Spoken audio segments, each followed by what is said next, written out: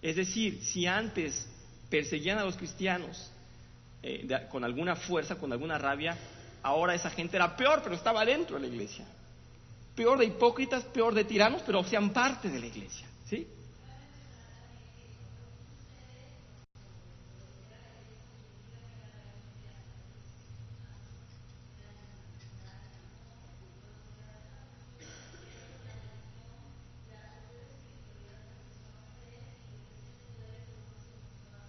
Definitivamente. Es muy importante, claro, Chela, sí. Y adelante lo estoy mencionando, yo creo. Vamos más adelante. Dice aquí, justamente, mira, dice, los servicios de adoración aumentaron en esplendor, pero eran menos espirituales y sinceros que en los tiempos anteriores. Gracias, Chela. Las leyes de Constantino mejoraron en muchas facetas las de sus predecesores, aunque también son un reflejo de una época más violenta. Les voy a leer, porque esto lo tengo en mis notas, pero rapidito para ustedes, unas de las leyes del emperador, para que ustedes juzguen. Está dentro de las cosas positivas, pero cada quien dele su entendimiento y su juicio. Dice, algunas de las leyes, dice, por primera vez las niñas no podían ser secuestradas. No, o sea que antes sí. Se ordenó la pena de muerte para todos aquellos que abusaban de la recaudación de impuestos recaudando más de lo autorizado. Pues eso es bueno, pero pues ya se perdió. No se permitía mantener a los prisioneros en completa oscuridad, sino que era obligatorio que pudieran ver la luz del día. Bueno, dijo Martí, no me entierren boca abajo, entierren en el oscuro, a morir como un traidor, que me entierren que me entierren afuera para tener la cara al sol, dice así Martí. Bueno, pues ha de ser horrible estar en un calabozo. A un hombre condenado se le podía llevar a morir a la arena con los leones o con los gladiadores, pero no podía ser marcado en la cara, sino que debía hacerlo en los pies. Bueno, cuestión de moda, yo creo. Los padres que permitieran que sus hijas fueran seducidas serían quemados introduciéndoles plomo fundido en la garganta. Digo, para quienes quieren hacer justicia, ¿verdad? En el 325 los juegos de los gladiadores se prohibieron, aunque esta prohibición tuvo poco efecto, les gustaba tanto la sangre. Esta ley se puso en vigor en la nueva capital de Constantino, no obstante los combates siguieron en el anfiteatro romano todavía un poco más. Estaba lejos, Constantinopla de Roma. Entonces, de aquí llegaba la idea, oye, que ya no tengan ahí sangre, sí. Luego les digo, en el otro viaje les digo, imagínense, mandar un mail y ya. El propietario de un esclavo tenía sus derechos limitados, aunque aún podía golpearlo o matarlo, pero no tenía más derechos. La crucifixión fue abolida, bueno, si ya quedamos aquí. La Pascua debía celebrarse públicamente. ¿Una más? Bueno, sí, que la Pascua se celebraría el primer domingo tras una luna llena que sigue al equinoccio de primavera. No. Y no tiene relevancia para este caso. Vamos a los malos resultados, eso sí los tienen ustedes ahí. Las malas consecuencias, ¿sí?, del imperio cristiano ahora. 2 generaciones después de Constantino fue que empezaron a aparecer las imágenes en las iglesias. Los cristianos primitivos se horrorizaron con todo lo que pudiese conducir a la idolatría, ¿verdad? Era feo, pero bueno, se empezaron a instalar. Incluso se dice que Constantino permitió muchas de ellas como adornos. Y pues por ahí se va. Hay que tener siempre en claro si es algo que merezca una imagen para simbolizar a alguien o me va a llevar a la adoración. ¿Sí? Yo a veces tengo miedo de poner en el boletín algún monito ahí, que el Cristo que está predicando, porque vamos a ver la imagen ahí, pero bueno, estamos a veces luchando entre cómo se va a tomar. Muy bien. Por todo el imperio, los dioses se sostuvieron principalmente por el tesoro público.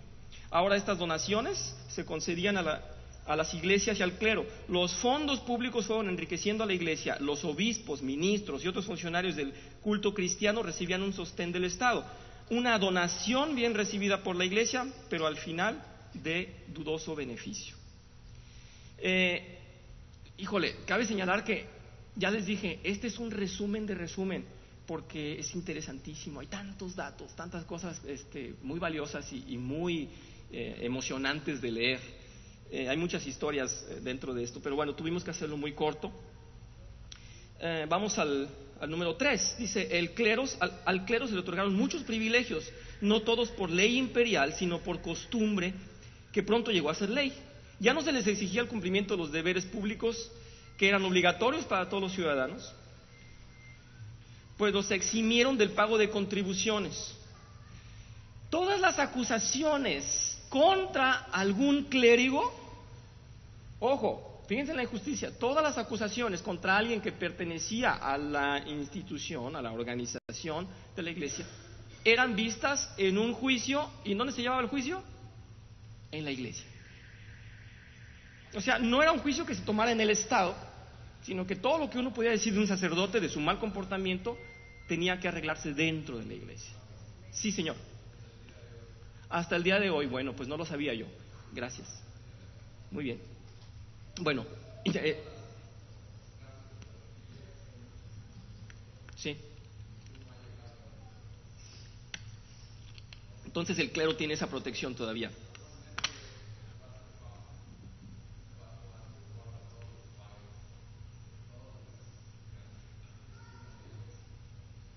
Vaya, no lo sabía yo.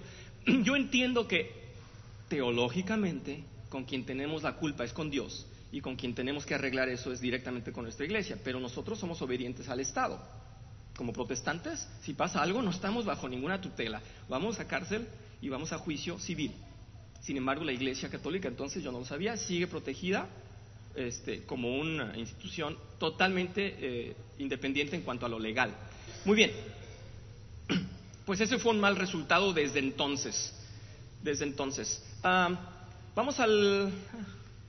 perdón, aquí había un inciso más. Bueno, una extensión. Los ministros de la iglesia pronto llegaron a formar parte de la clase privilegiada en cuanto a la ley del país. Eso también, aunque fue un beneficio inmediato, desencadenó un mal para el Estado y para la iglesia. Entonces, vamos a ver un poco el cuadro. Tenemos cristianos corriendo para todas partes, escondiéndose, amando a Dios, con una espiritualidad tremenda, con una voluntad de compartir el evangelio, pero no podían porque los iban a matar. Y de pronto dicen, no, ahora es legal. Y apúntate porque hay una chamba en la iglesia, y si bien te va, tienes un puesto importante y eres santo y amas a Dios y sigues las instrucciones apostólicas. Pero si no, era bueno, yo no creo en nadie, pero me meto ahí y me dan un trabajo. Y era definitivamente un contraste enorme que sigue existiendo en las religiones. En este caso nosotros hablamos de la católica porque es la que continuó con el cristianismo y es la que legalmente está aceptada y sustentada todavía por el gobierno. Entonces es un desastre ponerle poder, ponerle autoridad y que pase por encima de las leyes del hombre. Pues es totalmente, bueno, por las leyes de Dios también, ¿no? Que Dios es el quien los ha instituido.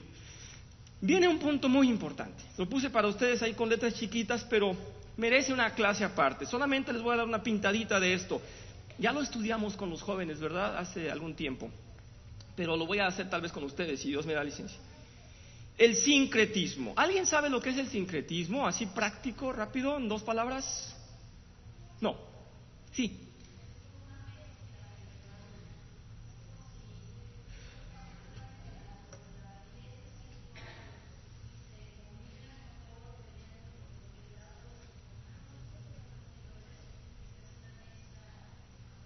Muy bien, muy bien. En general es eso. Acuérdense de sincronizar, la palabra sincronizar, a mí me trae esto a la memoria, sincronizar, poner en buen funcionamiento 2 cosas.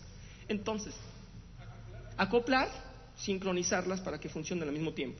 Quiero explicarlo. A nivel espiritual, esto es conciliar 2 opiniones en una sola.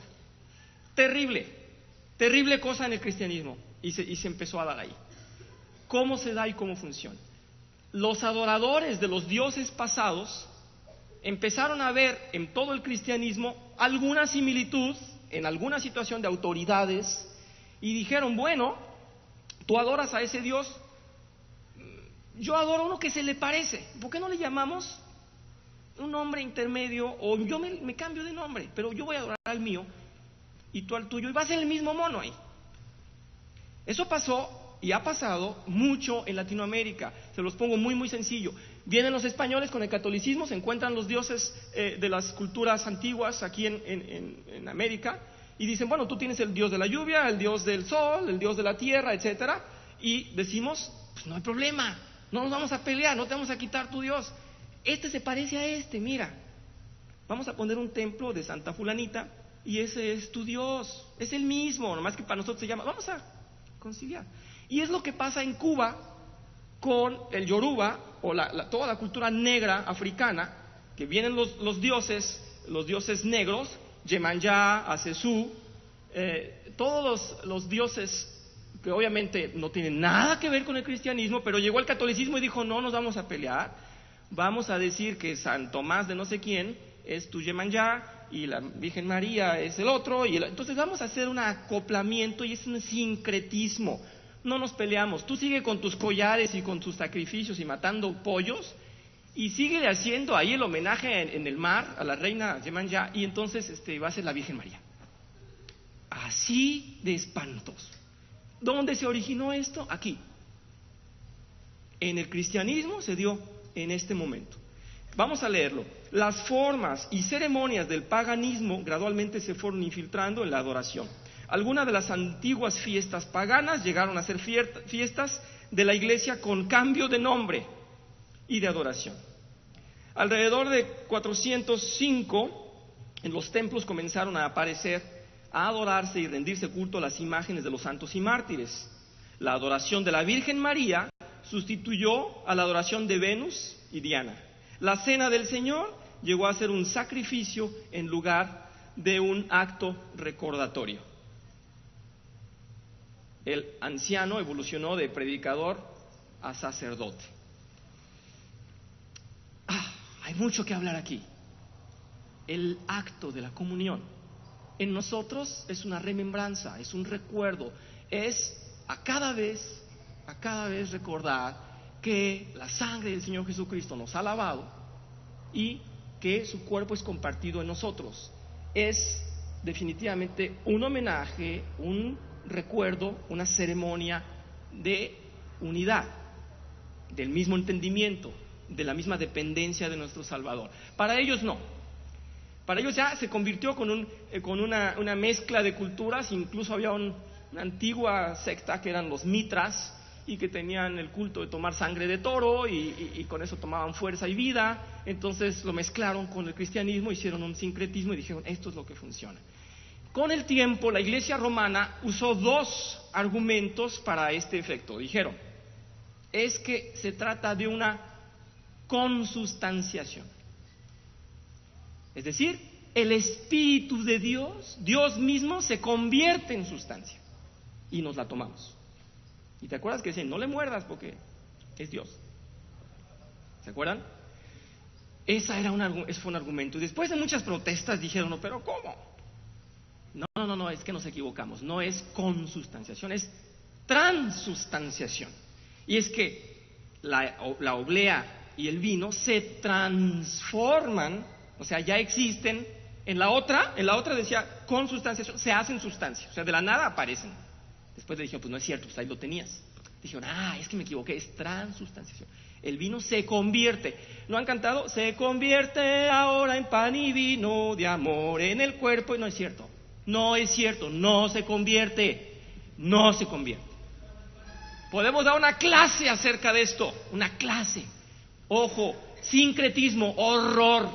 Eso pasa hoy en día, hermanos, en las culturas asiáticas. ¿Qué pasa con el Reiki? Yo te voy a curar como Jesucristo con la misma energía del Espíritu del Señor.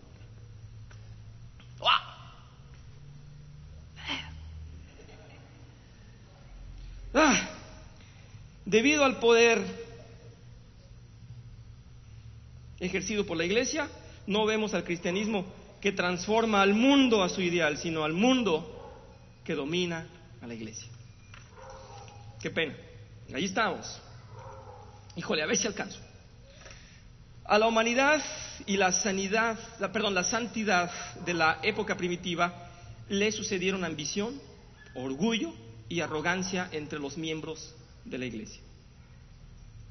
Si el cristianismo se le hubiera permitido desarrollarse puramente, es decir, se le respeta, se institucionaliza, pero se sigue la palabra de Dios, hubiera sido tremendísimo. Pero obviamente el enemigo nunca lo permite. Y obviamente la humanidad siempre mancha todo.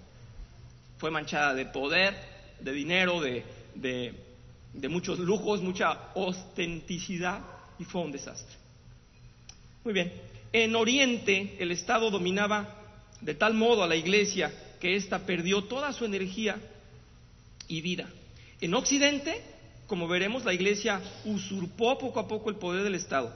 Como resultado no había cristianismo, sino una jerarquía más o menos corrupta que dominaba las naciones europeas y que convirtieron fundamentalmente a la Iglesia en una maquinaria política.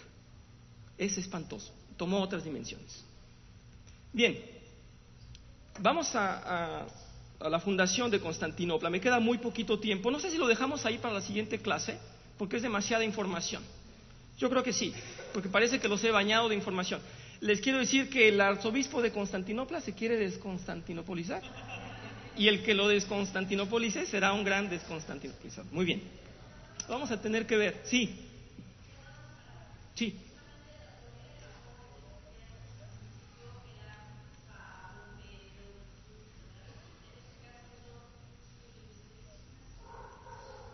Sí, sí.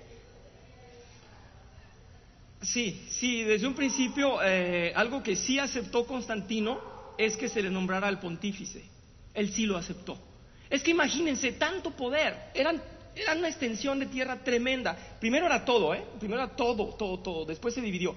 Pero era una extensión impresionante de países y países, tierras pues. Y tener todo lo que él quería, tenía miles de sirvientes y tenía todo el poder en cuanto a la armada y que no le dieran honores, y que no tuviera esa delicia de ser llamado. Y además él fue el que está permitiendo el cristianismo, él está autorizando, él es el medio. Entonces, pues cómo no va a llamarse el sumo pontífice, ¿verdad?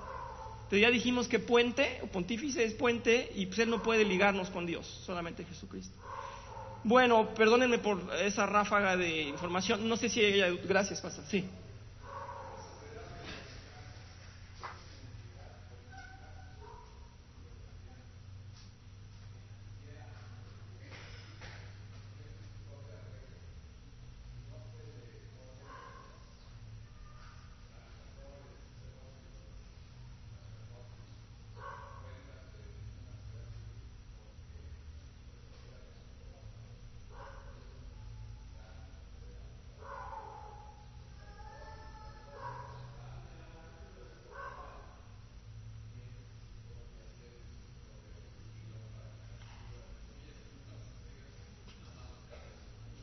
Sí, sí, adelante.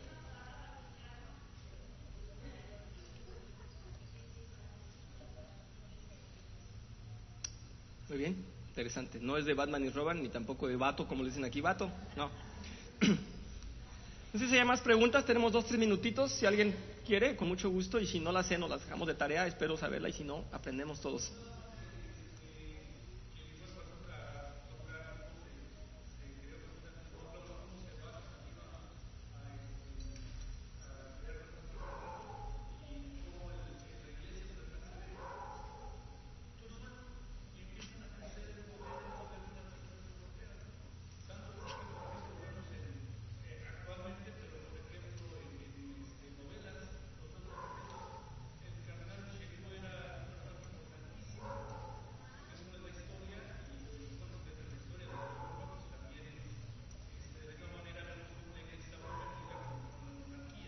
Sí,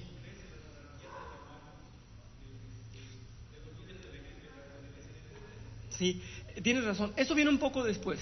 Tenemos que dejar que los bárbaros ataquen y después que los bárbaros sean bárbaros, vamos a dar paso al oscurantismo, que es en una clase que ya estoy viendo que se van a juntar otra vez 2 clases en una, pero ténganme paciencia. Y bueno, espero tener la salud y la energía para seguir la próxima clase. Que el Señor les bendiga.